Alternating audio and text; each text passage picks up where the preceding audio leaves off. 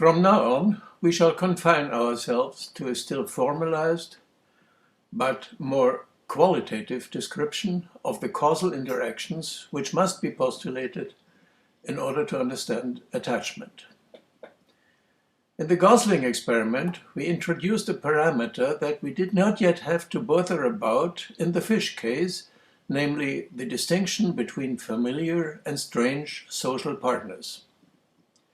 And it is only here that we speak of attachment in the first place. Anonymous schooling behavior qualifies only as affiliation. The dimension of familiarity has evolutionary significance that we must clarify in the beginning. It evolved under the tension of two counteractive selection pressures, which are mirrored in two popular wisdoms: like will to like, and opposites attract. Let me start with the first sentence.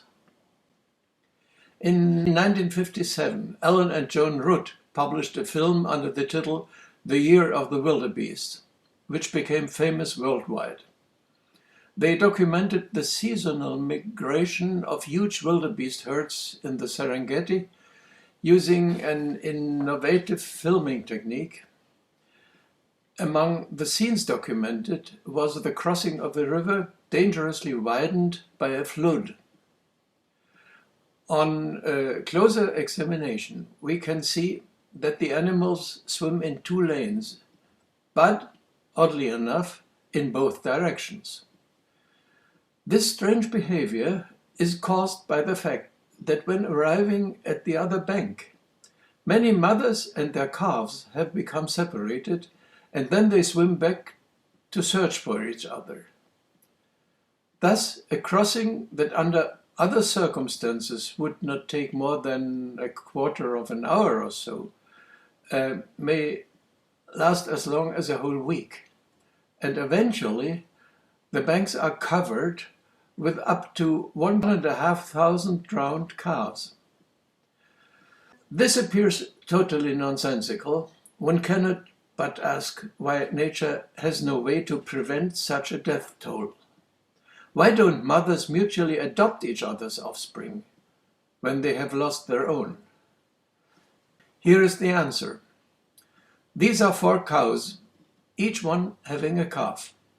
Let us assume that all have a genetic disposition to feed only their own offspring, except for one who, owing to a mutation, is unselective in this respect. She suckles every calf wanting to get fat. Her own child has inherited this generosity. Now they cross the river, whereby 2 calves get exchanged. The green calf gets adopted by the foster mother and survives. The other one, however, is rejected and starves to death. This is the reason that a disposition to unselective generosity is not evolutionarily stable and cannot spread in the population. The child, if at all, is only safe with the biological mother. But how can it identify its mother? The obvious signal is familiarity, acquired in early infancy by way of a process resembling imprinting. This is the basic idea out of which attachment theory has grown. How can we incorporate the familiarity dimension into our systems analysis? Let us first simplify the previous considerations a little. If we, as promised, confine ourselves to the qualitative features of the causal structure, we can forget about the incentive component with all its vectorial complications. Also, we may expand terms like distance or locomotion to include all kinds of proxemic equivalents, such as eye contact and vocalization. Only the algebraic signs should we continue to specify in order to keep us aware of whether an input-output correlation is positive or negative. With this in mind, we apply a little yellow triangle in front of the sensor, indicating that security somehow decreases with distance. So we might as well call the sensor a proximity detector. In its present form, the model does not yet allow us to distinguish between familiar and unfamiliar objects. We have to introduce a familiarity detector, that is, a sensory system with a memory for objects encountered in sensitive periods of early infancy. This detector responds to the object's physiognomic features, including voice and scent, of course. Security is thus a product-like function of familiarity and proximity. Familiarity alone, however, is still not sufficient. The object should be a familiar conspecific. Hence, we have to postulate a second detector that does not react to individual features, but rather to those typical of conspecifics in general. Both detectors take the physiognomy as an input, but extract different information from it. For lack of a better term, we shall use relevancy to denote the message of the type detector. Relevancy is not an all or nothing property, but may vary in intensity. An adult conspecific can be assumed to be of highest social impact, whereas a child, even if highly familiar, can only generate lower degrees of security. Not even a biological conspecific is mandatory, since some animals too can be experienced as social companions. And even lifeless things may serve as transitional objects. Next, we have to clarify the construct of activation. In the case of security being too low for a given dependency, activation is appetent. The individual feels lonely and starts looking for his bonding partner. What happens in the opposite case, though? Is it conceivable that one gets too much security? And what consequences would that elicit? Unfortunately, attachment theory is not ready to acknowledge this possibility. And it is exactly here where its theoretical insufficiency prevents it from becoming an efficient tool in clinical psychology. Let us return to the two aforementioned popular wisdoms.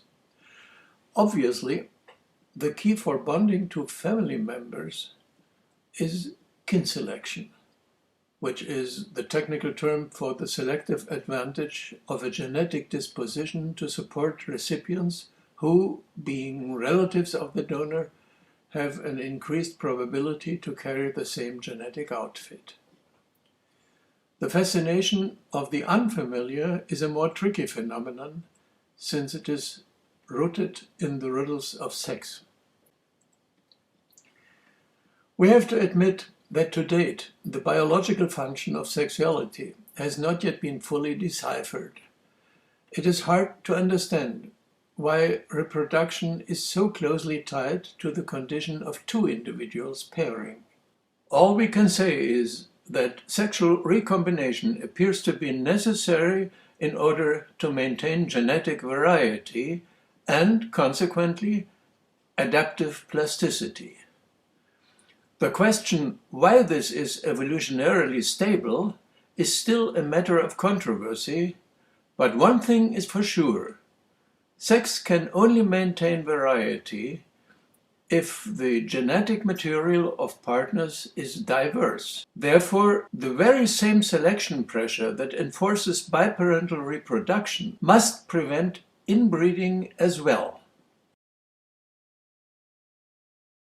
The typical social structure in animals and men reflects this necessity. There is a core group of close kin surrounded by unrelated conspecifics. Protection we find in the center, but in order to reproduce, we must move out to the periphery. I first encountered this motivational break in 1966, at a time when I was working with Konrad Lorenz. I had raised a sibling pair of white-front geese, female and male, and imprinted them onto myself. During their first year, they were well attached to me and to each other. Here you can see them exchange the species-specific greeting gesture with a special vocalization and thrusted necks, me using my arm instead, of course. This is also the way in which the partners of a goose marriage greet each other. So I wondered what would happen when the siblings became sexually mature. The answer was that their bond broke rather dramatically. They started to avoid each other and they avoided me. In this scene, I offer a greeting to the female. She still sort of responds, but her neck is untypically turned away from me, and it is trembling with ruffled feathers, which indicates an aggressive conflict. And she did not allow me to come any closer. Eventually, she did not mate with her brother, but with an unrelated gander. This was by no means due to the fact that she had not grown up in a normal goose family. Just to the contrary, there were some rare cases of sibling marriage in our colony, but only among geese raised by human foster mothers, whereas among naturally raised geese, we observed just one single case of a sibling couple in about 60 goose marriages recorded during 15 years. So it looks as if supplying the offspring with the warm climate of the nest can indeed be carried too far and elicit an aversive attitude towards the former bonding object, distinctively in puberty and adolescence, but to some extent even in childhood.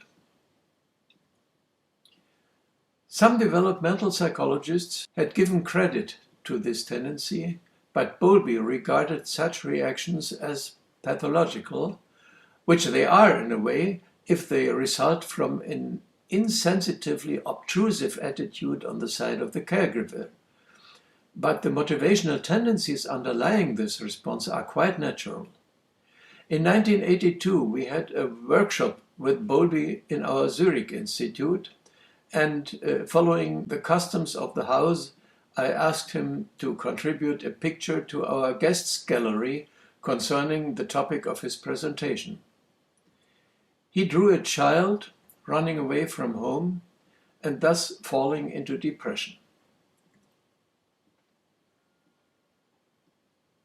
This is the main issue in which the Zurich model substantially breaks out of the framework of attachment theory. We assume that the set goal for security does not only mark a need, but also a tolerance as well, which may, if exceeded, lead to a particular form of aversion. In this case, an antagonist of bonding is activated, which I have called the surfeit response. I am inclined to regard it as the most questionable, indeed even fatal, part of Bowlby's theoretical framework to deny the surfeit response. Bowlby had proposed applying cybernetics to social distance regulation, but when talking about a feedback loop, he had a simple thermostat in mind, which controls temperature only in the upward direction, but disregards overheating. He was not ready to consider the model of an air conditioning plant, which in such a case switches to cooling. Thus far, we have been talking about distance regulation towards familiar conspecifics. Now, what about a stranger? In literature, the emotion released by strangeness is usually called arousal, sometimes also activation. But these two concepts certainly ought not to be mixed up. Activation we have reserved for the unrest caused by a mismatch of some actual quantity and its set goal, whereas the particular emotion caused by novelty and strangeness may aptly be called arousal. Arousal, thus defined, decreases with familiarity, but remains positively correlated with proximity and relevancy. So it is not simply the inversion of security. The corresponding set goal can be characterized by the term enterprise, which we borrowed from Harriet Reingold. The behavior released by a mismatch of enterprise and arousal has a different quality as well. In case of unsatisfied arousal appetence, one feels bored, while too much arousal provokes fear. We may now combine the two feedback loops. These three detectors control both systems. The attachment system with the emergency emotions loneliness and surfeit, and the exploration system with boredom and fear. In this shape, the model can already be used to simulate straightforward settings of the kind Mary Ainsworth used in her strange situation test.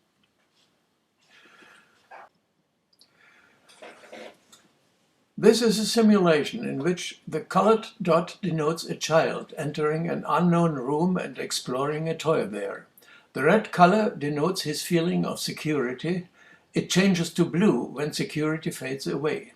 You can nicely observe the oscillations between mother and toy, which serve the purpose of refueling the security tank as Margaret Mahler has expressed it. Now a stranger has entered the room. He somewhat attracted the interest of the child, but the latter did not dare to approach him, and when left alone with him, the child behaves in a fearful manner and loses all interest in the toy.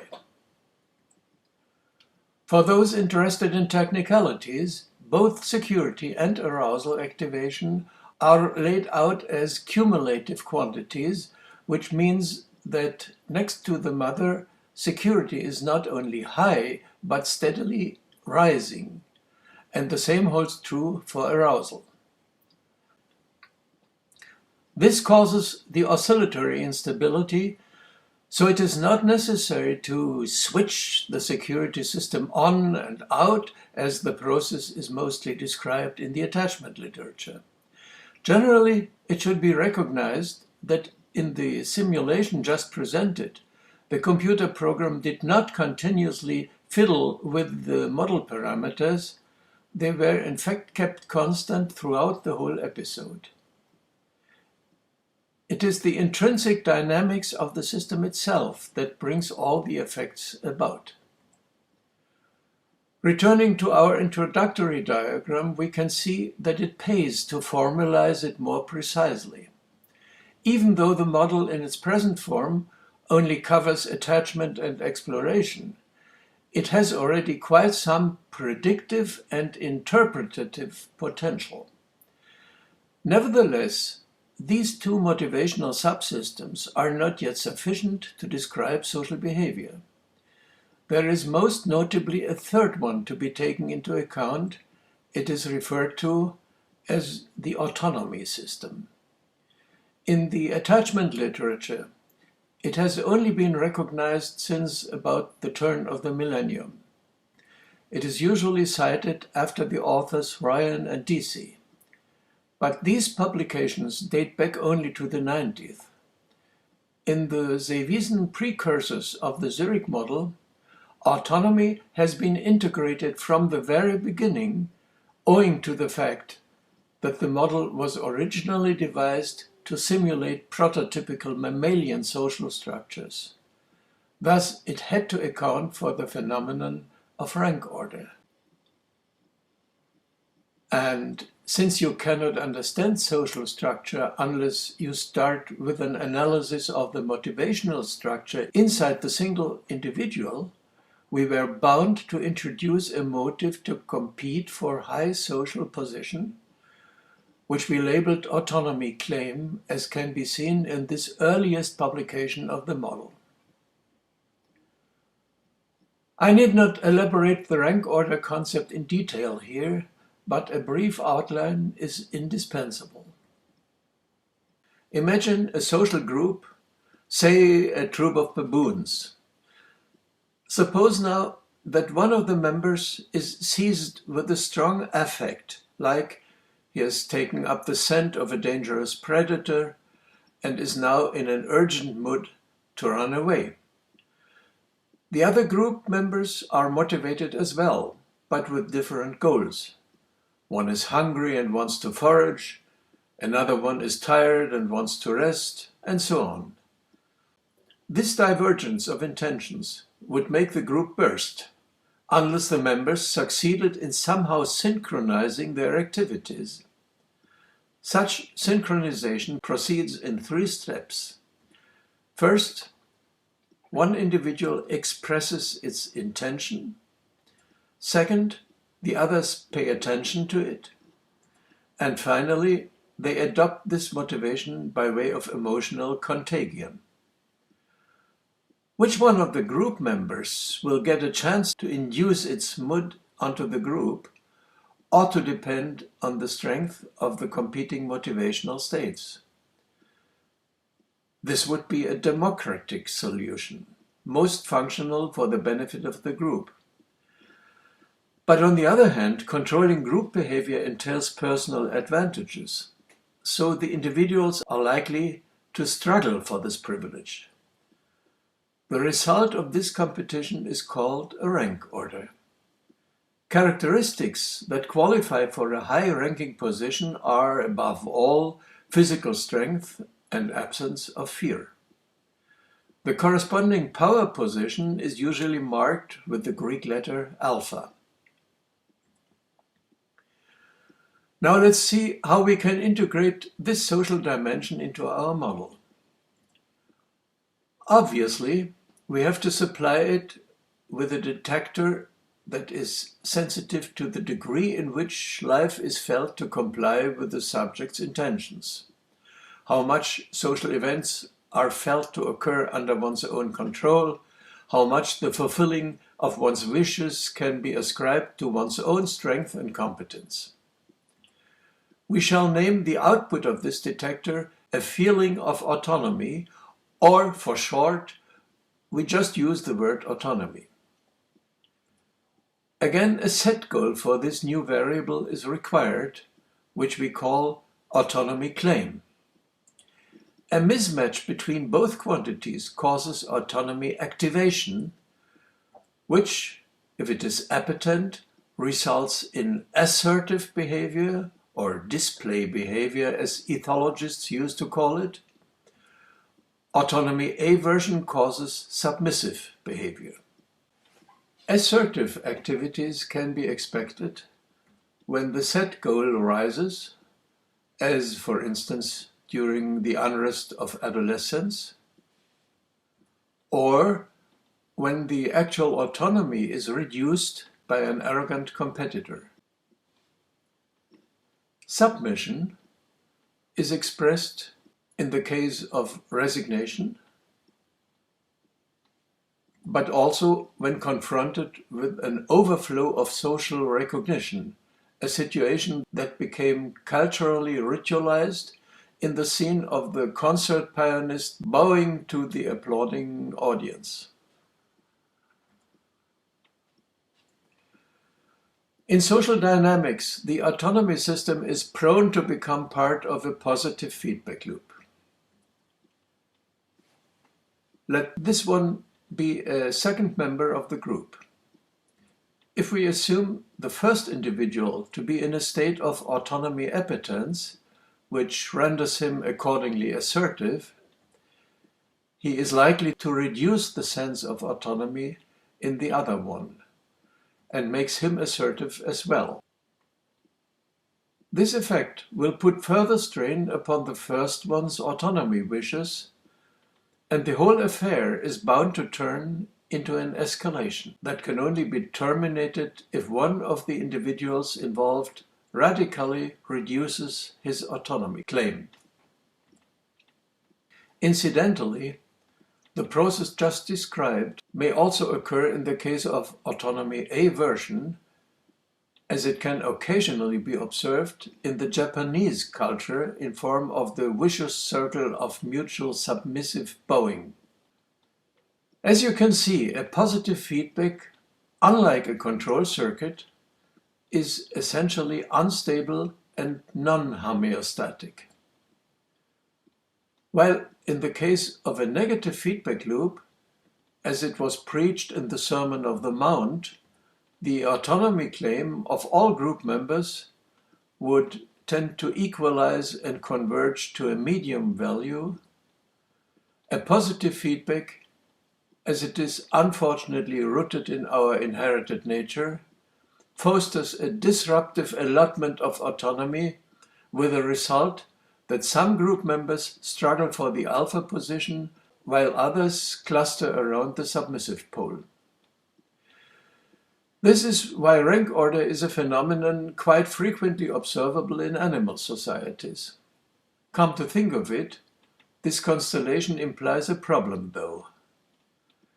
Bill Watterson illustrated it neatly by the following scene.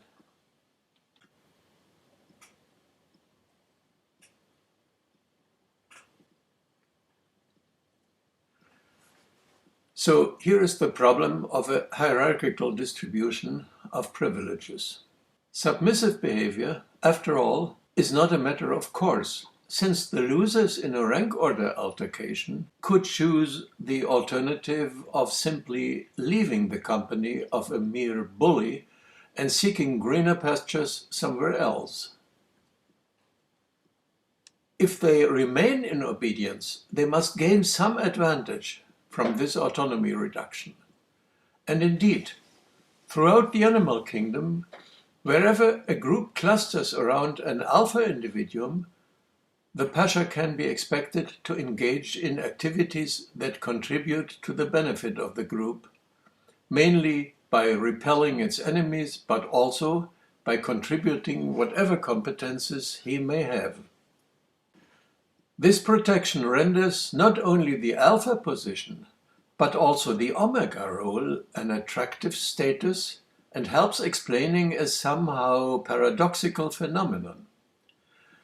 Remember the three criteria used by ethologists to assess animal rank orders.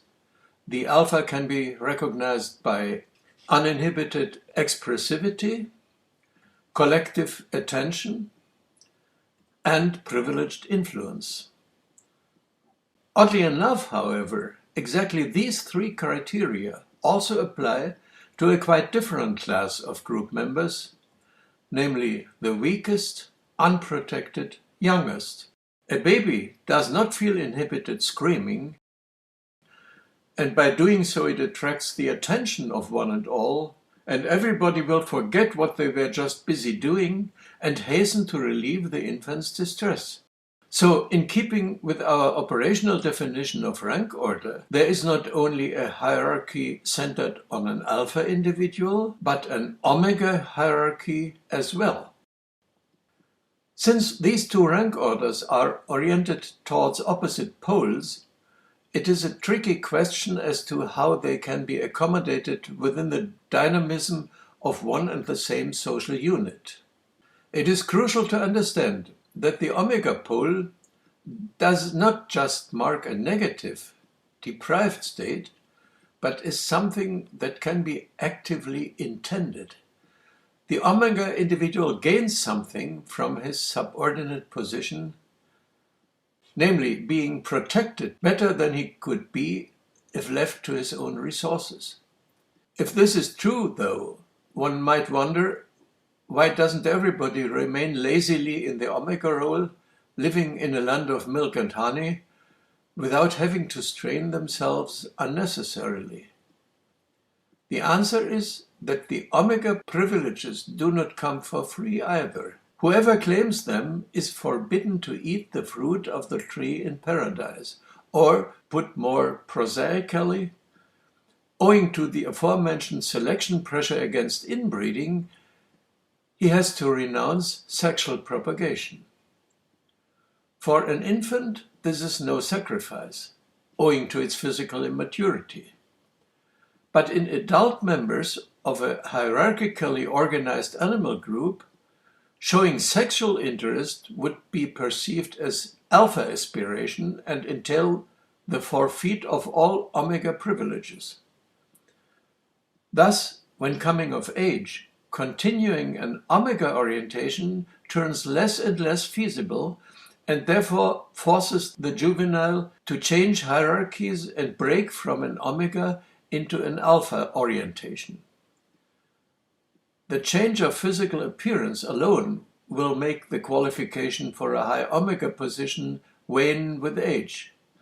Adult low-ranking individuals can never with equal casualness claim omega privileges, even though they may try their best to emulate infantile behavior, as can be seen in the submissive gestures in the animal kingdom and their cultural ritualizations in man. So it is an elementary biological developmental task to change from omega to alpha orientation around puberty, and the motivational factor in charge of this change is a growing autonomy claim. We may therefore augment our model with the assumption that autonomy claim rises from childhood to adolescence. The same holds true for the set goal of the exploratory system, which is why we assume a common source of variance for both. Dependency too correlates with autonomy claim, albeit negatively, so we had better redefine it using its reciprocal value from now on. Moreover, since the reproduction privilege is reserved to the alpha aristocracy, sexuality too should be a member of the same block of intercorrelated set goals. This assumption is corroborated by the ethologically well-established correlation of the power motive with behavioral patterns stemming from the reproductive system, like phallic display as a threat to competitors, even in contexts that do not provide actual sexual incentives. Here again, we can see cultural ritualization taking up and paraphrasing biological intuition. Finally, altruistic motivation, particularly its prototype in the form of parental care, should, for the reasons named, be part of the same behavioral cluster. I would like to acknowledge here that both the reproductive and especially the prosocial behavior system are insufficiently elaborated in the diagram. There are retroactions and independent moderator variables to be considered, which are not explicitly shown since their discussion would overstretch this presentation. What presently matters is only that there are a bundle of 5 positively correlated propensities, which I shall, for short, refer to afterwards as the autonomy cluster. Of course, we would like to learn more about their age correlation. We have done some empirical work concerning this issue, particularly regarding the set goals of the security and the arousal systems. For this purpose, we constructed the simulator of a spaceship in which our subjects started for an expedition into outer space. Here is the view from the gangway, which is pulled back after the subject entered the cabin and the door is locked. Inside of the simulator, a monitor served as the window into outer space. The flight maneuvers could be sensed kinesthetically and also acoustically via earphones. The subject steers the ship with a joystick and a gas and brake pedal. There was a gun and also an alarm button. The facial expression was recorded by an infrared camera. Additionally, pulse and breathing were monitored, and so on. Of course, the whole setup looks a bit primitive viewed from today's standards, but in the late 1970s, it was quite innovative. I can only wonder why, given present possibilities, nobody seems ready to investigate motivation with the help of virtual reality. The subject's mission was defined as vaguely as possible in order to keep achievement motivation low, which always threatens to louse up the recording of more subtle propensities. Subjects were just supposed to look around in outer space, test the shuttle, have a good time, and photograph interesting objects. During their flight, they were kept aware of their distance to the Earth globe, which was signaled by the board instruments in fictitious so-called light years, and it could also be audibly sensed since the radio connection to the Earth faded as the distance increased. The Earth could be called to send a protective shield against meteors, but this shield lost its reliability with Earth distance. There was also a gun available to destroy meteors in order to prevent collision. Furthermore, at some juncture of their flight, the subjects encountered a mysterious planet without having been previously instructed what to do in such a case.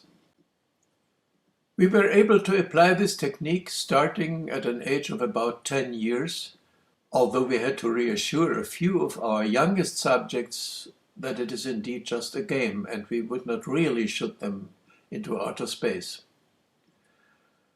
The number of subjects was rather high, considering that the investigation took about half a day per person.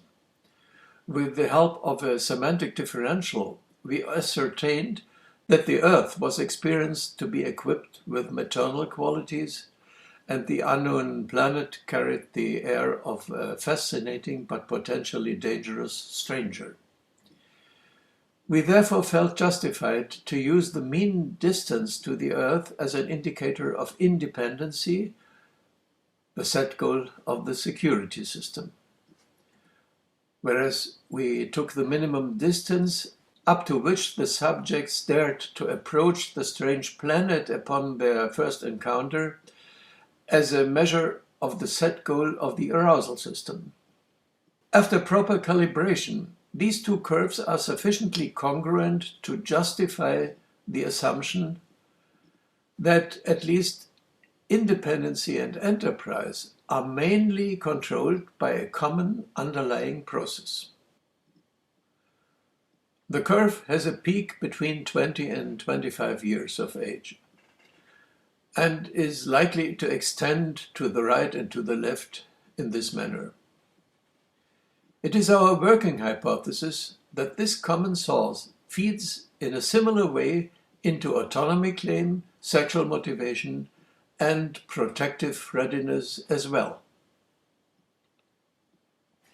When we ask what factors are responsible for this temporal schedule, we have to envisage endogenous maturational effects owing to hormonal changes during adolescence. But there are other influences as well that may modify the autonomy cluster. In order to understand these, we have to introduce an additional module, that will lend more substance to a concept which attachment theorists love to invoke without making much of it. In the version outlined up to now, the model is only functioning when the behaviors denoted by the blue-colored output boxes can be properly executed. In reality, this is more often than not impeded by obstacles or by the absence of suitable objects. I shall demonstrate this by reference to the 4 behavior programs bottom left. Kurt Lewin has proposed the generic term barriers for such impediments. If a barrier is encountered, activation that cannot be worked off keeps accumulating and the subject has to cope with this. Hence, we introduce a coping apparatus which has to tackle the problem. What strategies should it apply? The most obvious option is to look for a roundabout. In its simplest version, by performing a random walk, like the butterfly on the window pane or like humans in panic. But of course, there are more sophisticated alternatives making use of our ability to simulate roundabout strategies beforehand in our imagination. And we may well surmise that here is the point where all intelligent problem solving has its phylogenetic root. We may summarize all such attempts to bypass the barrier under the label of inventive strategies. A second solution would be to destroy the barrier. A former theory in social psychology had it that every frustration, which is another word for confronting a barrier, that every frustration will lead to aggression. This is clearly an oversimplification, since there are more ways to cope with the barrier. This is a good opportunity to demonstrate the advantages of the systemic approach over a physicalism that mistakes oversimplifying as being scientific. There are quite a few theories of aggression on the market, but they scarcely come up to the phenomenological richness of the object. As we shall see, external barriers are not the only causes of aggression, but even where they are, the anger thus elicited has a quite different flavor depending on the quality of the propensity that is actually frustrated. There is a form of anger that grows out of separation protest, and quite another one when an individual feels cornered and impeded from fleeing. A response called critical reaction in ethology. Developmental psychologists specializing in adolescence are well familiar with aggression growing out of boredom and with hostility caused by being fed up with being obtrusively cared for. The same phenomenon can also be observed in animals. This is one of my students who had hand-raised a bar-headed gander, and when the animal came of age in springtime, he was still willing to accept a snack all right, which is, after all, an untypical situation in an Anserine family. But when the student even dared to offer his son a greeting ceremony, which is the classic sign of attachment in geese, the next thing he got was a fierce wingbow attack.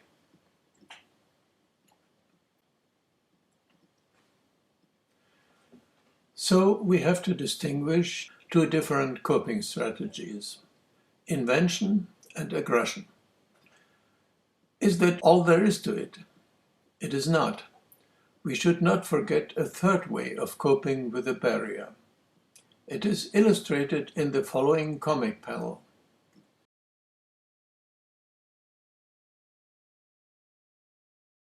Sally Brown has fallen for Linus, but he gives her the cold shoulder.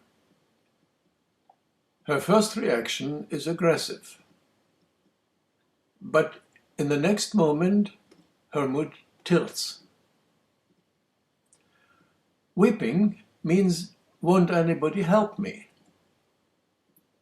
Indeed, it can be rather efficient, particularly for a child, but more often than not in adult life as well, to implore the barrier to go away or to seek the help of a third, more powerful party.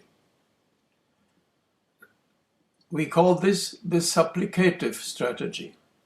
Like invention and aggression, it can be elicited by any one of the four propensities if it is inhibited by a barrier. Not only by fear and loneliness, as considered by attachment theorists, but even by separation wishes, like in the case of a colleague of mine whose son, aged 15, seriously demanded, "Mom, call me a taxi, I want to run away from home." Again, I might quote Bill Watterson, whose success was to a considerable extent due to his accuracy in observing the routines of everyday family life.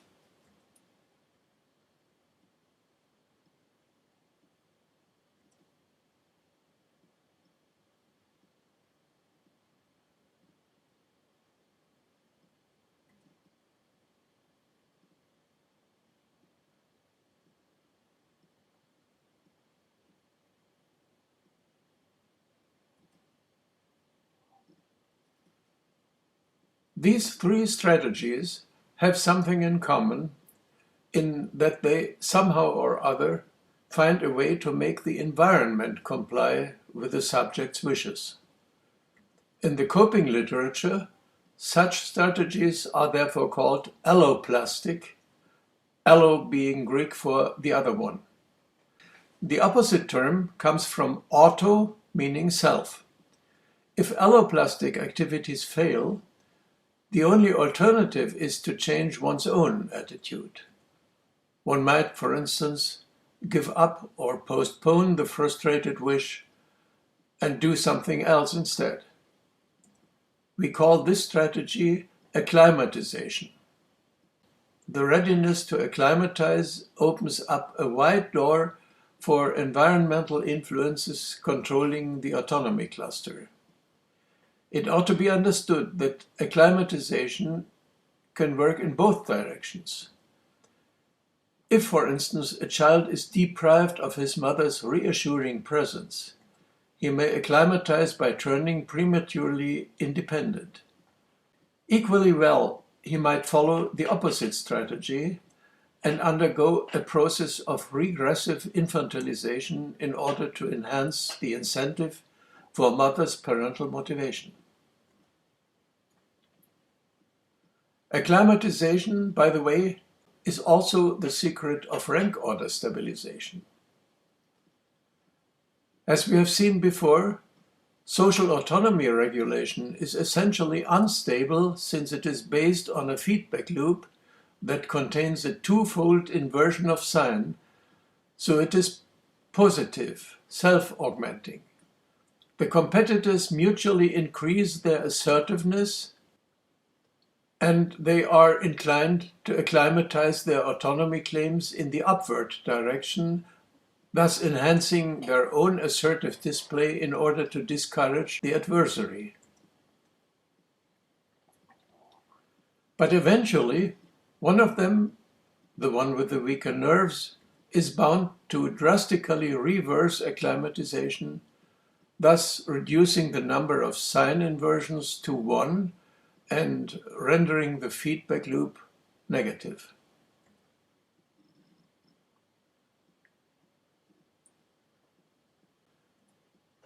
Acclimatization eliminates a discrepancy between a set goal and the actual value of the sensory input by way of readjusting the set goal.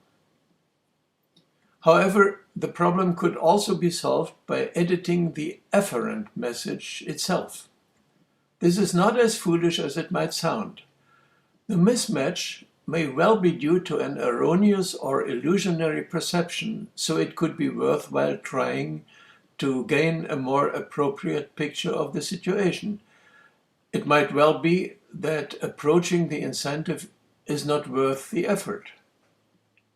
In this case, a revision of the detector output is advisable. It goes without saying that all coping strategies enumerated, and particularly the autoplastic ones, may lapse into becoming dysfunctional. Acclimatization may turn into repression, and revision into disavowal or other forms of self-deception.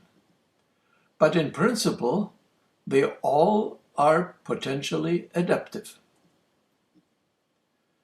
These 5 strategies should cover the gamut of reasonable coping reactions. Which one of them shall be applied on which occasion is a matter of individual learning history. Therefore, the model cannot make strict predictions in this respect, which does not mean, however, that they are entirely arbitrary.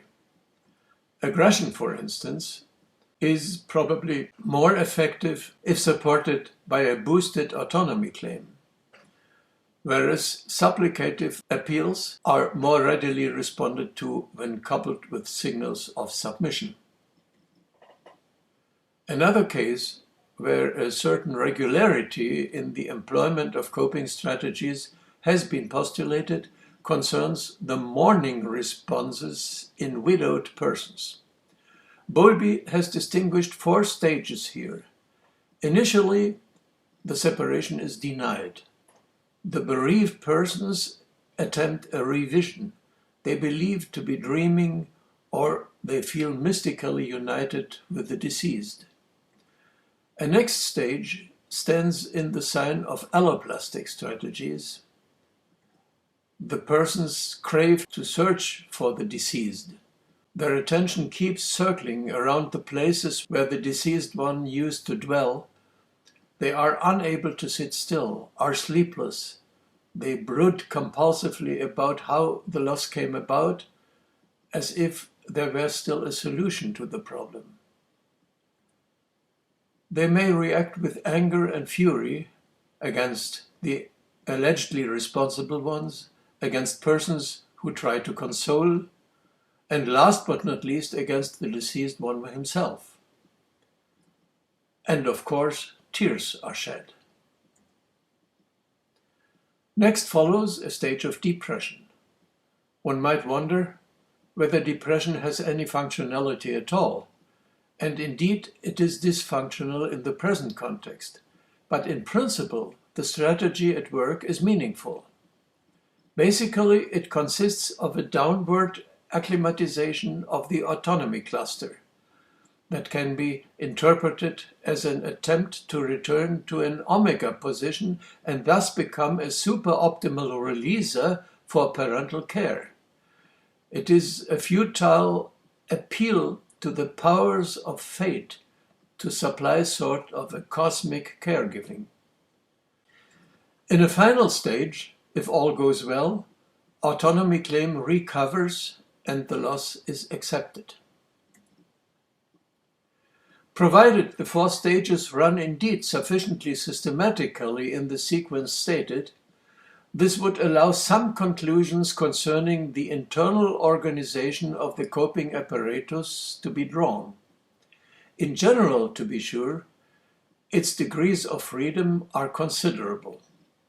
However, this does not rule out the possibility, even probability, that consequential to recurrent experiences during life history, quite stable and continuous patterns may result. Especially if these experiences occurred in the affect-laden atmosphere of childhood, and if the resulting matrix of coping strategies has subsequently proven to be an, at least local, optimum of emotional balance, it will not readily be abandoned in later life. All psychotherapy has to contend with this behavioral inertia, and the schools only differ in their tenet whether the best way to break the power of a dysfunctional coping pattern is to recapitulate the childhood situation in which it was formed, as psychoanalysts believe, or if one might as well just ignore the past and ram better adapted strategies into the coping apparatus forcefully, as behavior therapists prefer to do. It is such a permanent pattern of coping strategies tied to typical releasing situations and motivational states that Bowlby had in mind when he introduced the concept of internal working models. Some authors have recognized that also the attachment patterns distinguished by Mary Ainsworth can be understood as an effect of diverging working models. For those who are not familiar with the issue, let me briefly recapitulate the classical experimental setup of attachment research, the so-called strange situation. The child is being observed in a standardized succession in 7 situations, namely alone with his mother, with a stranger, with both partners together, and alone. In the literature, the 3 attachment types are mostly described in a purely qualitative fashion, but occasionally investigators do impart some quantitative details. One pertinent information was communicated by Grossman and Grossman. It relates to the toy-playing style of the children. The authors state that securely attached children play most intensively in the presence of their mother, the stranger reduces the playing intensity, and the lowest interest in toys is observed when the children are left alone. Ambivalent children show a similar pattern, albeit on an altogether lower level. With avoidant children, it is the other way around. We have run a little estimation study in order to find out if our model is, in principle, up to reproducing these data. Of course, one has to bear in mind that a parameter estimation cannot be better than the empiric data on which it is based, and the quality of this material is not overly impressive.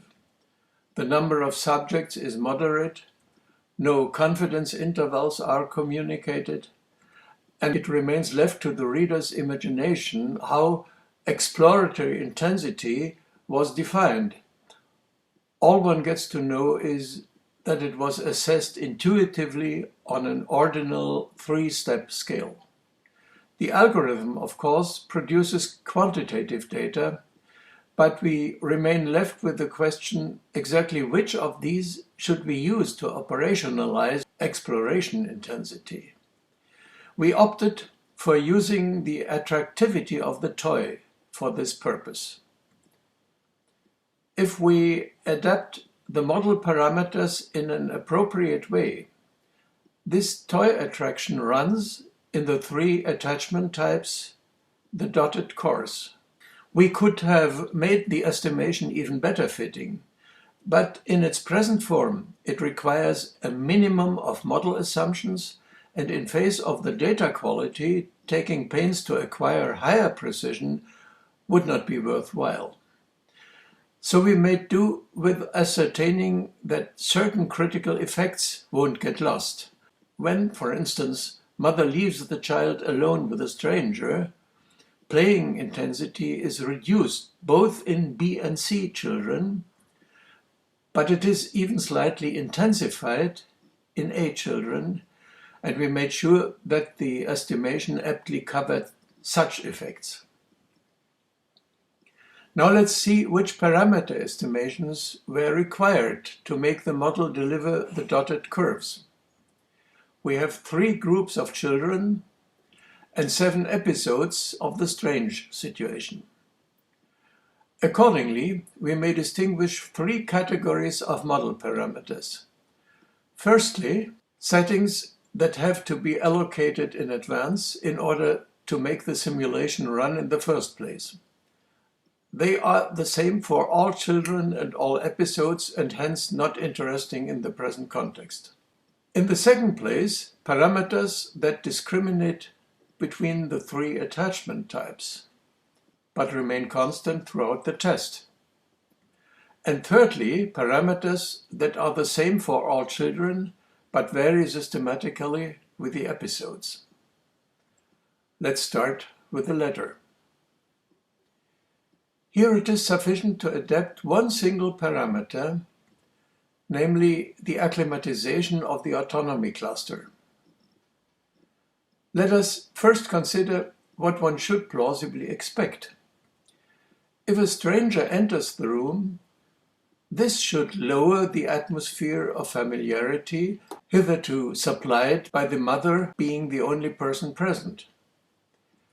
Consequently, security should decline and arousal increase. This could be counterbalanced by slightly boosting independency and enterprise. But what if the child is being left alone, all by himself? This situation produces a deficit of relevance, and the consequence thereof is somewhat paradoxical. Now, both security and arousal drop off, and in order to counteract this, it would be required that both independency increases and enterprise decreases. Both effects together, however, cannot be afforded by way of acclimatizing the autonomy cluster. So let's see what the estimation has to tell us. If the initial level of the autonomy cluster in the mother's presence is taken as a reference value, estimation yields the best results when we assume that the appearance of the stranger releases a mild upward acclimatization. When the mother returns, the acclimatization is revoked, and finally the process is repeated. For the solitary condition, the estimation yields an unexpected yet not unreasonable interpretation. The autonomy cluster is now even acclimatized in the downward direction. The child orients himself in the omega direction and demonstrates his helplessness in order to activate parental care. So the most parsimonious working hypothesis is that the coping apparatus responds in A, B, and C children equally to alienation by raising and to deprivation by lowering the autonomy cluster. Now, as to the second group of parameters, the ones that discriminate between the three attachment patterns. Let's again begin by considering what should be expected.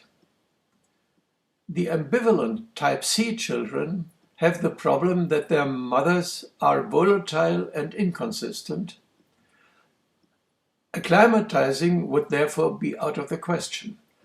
The best they can do in order to catch mother's attention is alloplastic coping, preferably aggressive and supplicative behavior.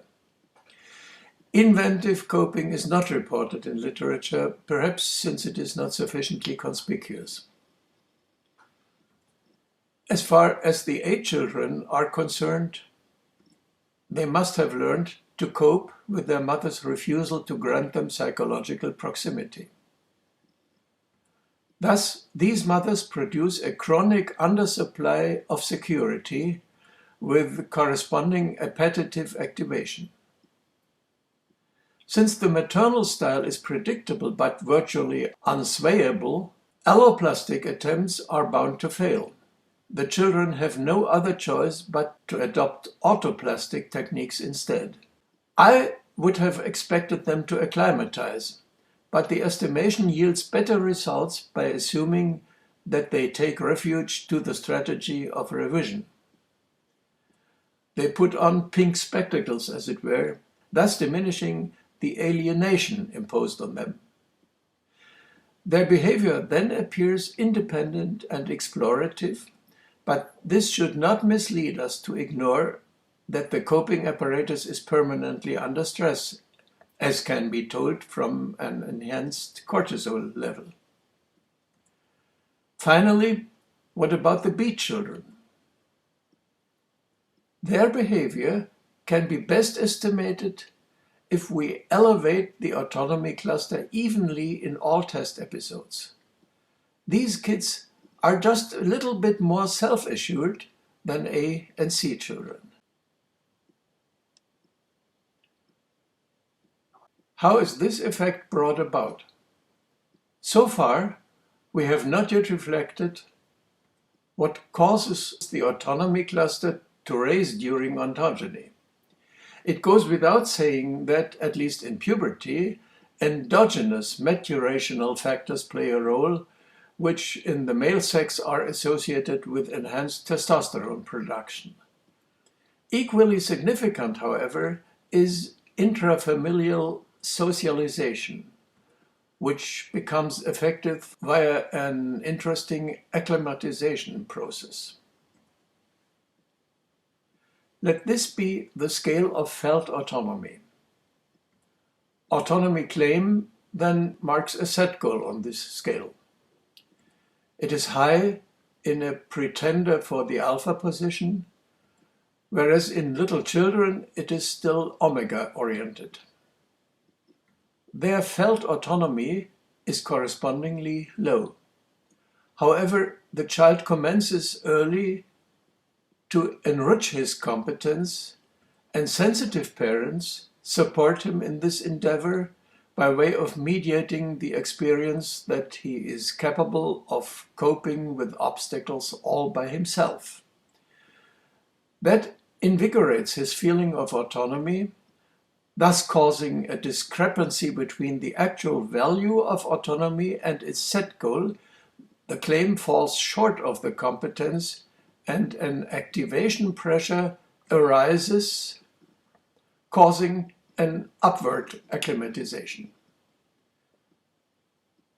Thus, autonomy claim rises organically with success. We learn that acclimatization, though being a coping reaction, need not necessarily be elicited by distress.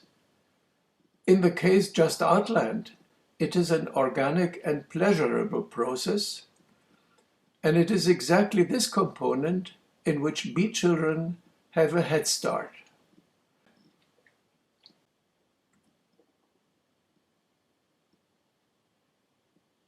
To summarize, if we make these 5 assumptions about the coping apparatus and give them an appropriate quantitative layout, then computer simulation yields these values for toy attractivity that fairly match the so-called exploratory intensity reported by the Grossmans. But as I said, these data are not all too reliable. I suppose that a more subtle and precise database would lead to the conclusion that A children, too, use the strategy of acclimatization, or that there are even more patterns of coping that only hitherto have fallen through the wide meshes of the ABC net. But now, it is time to leave infancy and turn to later developmental stages, particularly to the reorganization of social relationships during puberty and adolescence.